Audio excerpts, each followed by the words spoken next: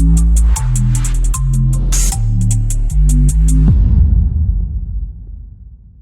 નવી civil hospital ફરી વિવાદમાં આવી. સિવિલ હોસ્પિટલ ખાતે સીલિંગનો પોપડો પડ્યો. સુરત નવી સિવિલ હોસ્પિટલની સ્થિતિ ખૂબ જ દયનીય છે. એક રીતે કહીએ કે દર્દીઓ સારવાર લેવા માટે સિવિલ હોસ્પિટલમાં આવે છે, પરંતુ ખરા અર્થમાં ત્યારે નવી સિવિલ હોસ્પિટલને જ મરમ્મતની જરૂર છે.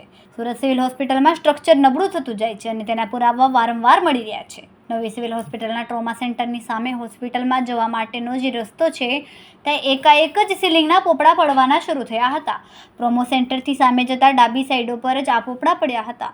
મહદઅંશે અહીંથી દર્દીઓ અને તેના પરિવારજનો પસાર થતા હોય છે અને તેમને પણ ઈજા થવાની પૂર્ણ શક્યતા છે.